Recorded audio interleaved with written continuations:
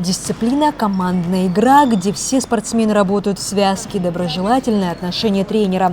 В основном эти три фактора называют игроки крыльев Абхазии, когда просишь их рассказать, в чем секрет высоких результатов команды.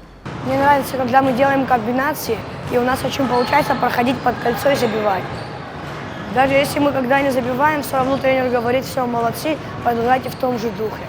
Тренер очень хороший, он хорошо учит, понимаем его, он хорошо рассказывает, как все приемы делает, новые приемы учит нас. Вообще он хороший тренер. Когда мы балуемся, он кричит, заслуженно это. На недавнем турнире в Абрау-Дюрсо крылья уступили только команде из Темрюка. Взяли серебро, но не расстроились, а сделали выводы. 11 номер с Темрюкского района. Он играет 7 лет, забивает хорошо, трехочковый, заходит до конца под кольцо. И я сделал вывод, что мне надо делать то же самое и добиваться больше успеха. Как говорит главный тренер Республиканской детско-юношеской спортивной школы Дмитрий Чартия, эти ребята еще ни разу не возвращались домой без призовых мест. 11 команд там участвовали с разных городов России, и мы заняли 2-е место, в финале уступив команде Темрюк.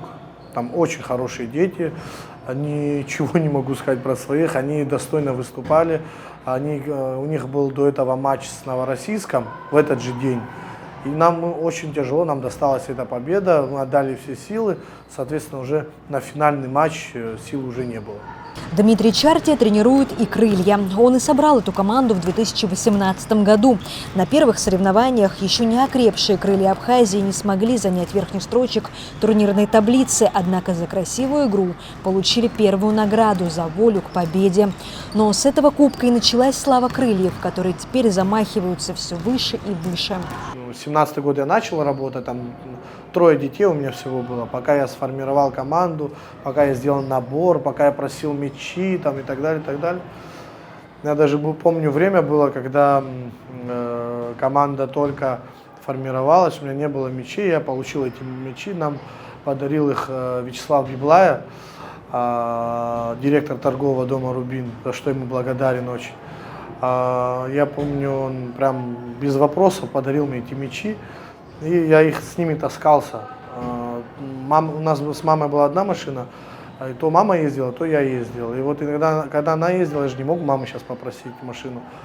Я приходил с этими мячами в маршрутку, садился, оттуда во меня выгоняли вечно, говорили: ты слишком много мест занимаешь.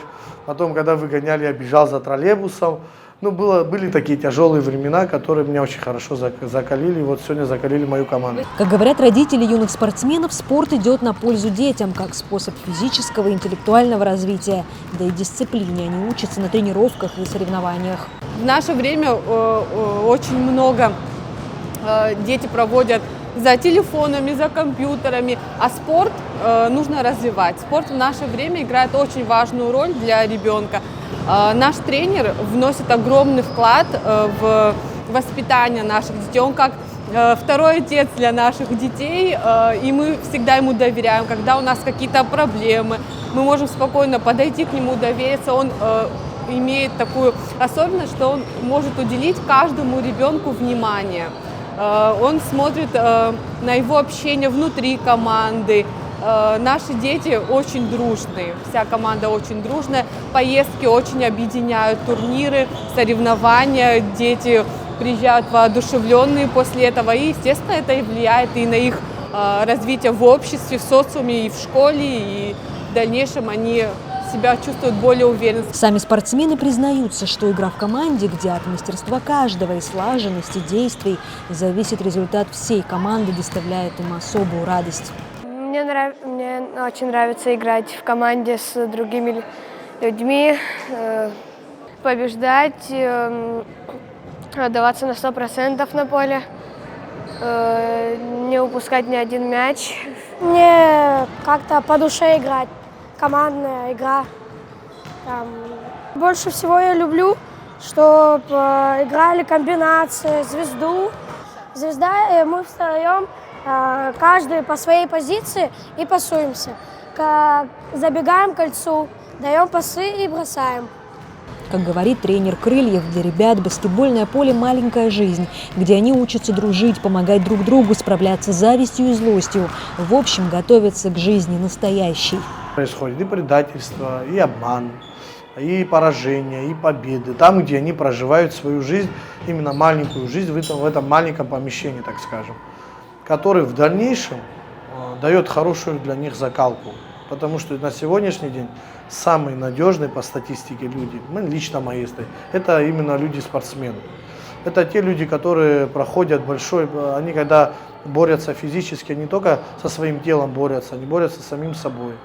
И это в дальнейшем им дает именно в работе, они будут где-то работать, там даже когда будут какие-то поражения, они будут знать, как нужно встать, чтобы дальше уже продвигаться там, по карьерной лестнице и так далее. Более 230 детей тренируются и воспитываются сегодня в детско-юношеской спортивной школе. И это еще не все кубки, которые они сумели завоевать на республиканских и международных соревнованиях. Марьяна Котова, Сосрыкова Гухава, Абаза ТВ.